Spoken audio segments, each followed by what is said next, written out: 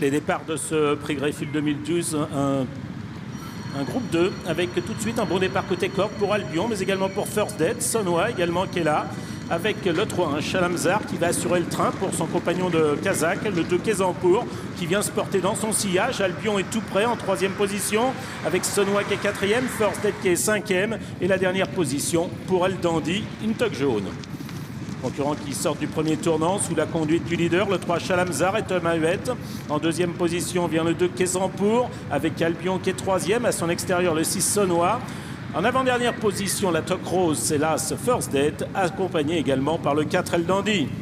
Ils sont dans la ligne d'en face, environ 1400 mètres à couvrir avec Chalamzar qui s'acquitte de son rôle. En 2e position, le 2 Kézampour, suivi également par Albion dans le sillage de Kézampour. Néovent en 4e position se trouve le 6 Sonoa avec El Dandy qui vient dans son sillage. Et la dernière position tout près pour l'As First Date. L'allure est régulière sous la conduite du 3 Chalamzar. En 2e position, toujours un bon point d'appui pour le 2 Kézampour, avec Sonoa qui est 3e, Albion est 4e, avec El Dandy qui vient en 5e position, la toque jaune. La dernière place, toujours pour l'As First Date, mais tout près des premiers.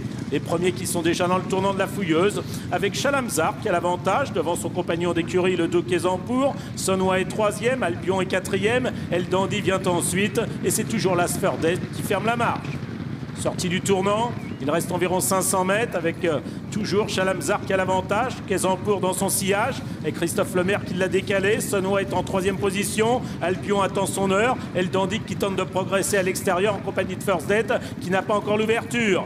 Avec Chalamzar qui est maintenant débordé par Sonoa et par Kézampour, avec El Dandy qui vient de plus en plus fort à l'extérieur devant First Date et Albion. Kézampour qui a l'avantage, avec El Dandy de plus en plus fort, Albion qui a trouvé l'ouverture côté corde, avec El Dandy maintenant qui prend la mesure de Kézampour qui lui résiste et puis First Date qui vient à l'extérieur avec Kézampour qui se ressaisit, Kézampour qui va triompher. La 2e place pour Albion, 3e place à voir entre El Dandy et Sonoa.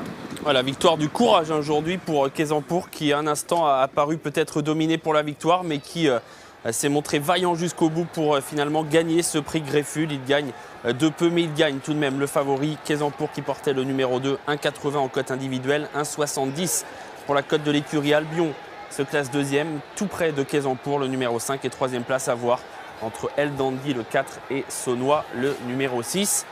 Il a gagné, Gilles Kézampour, mais on a pu avoir des doutes dans la ligne droite. Et oui, effectivement.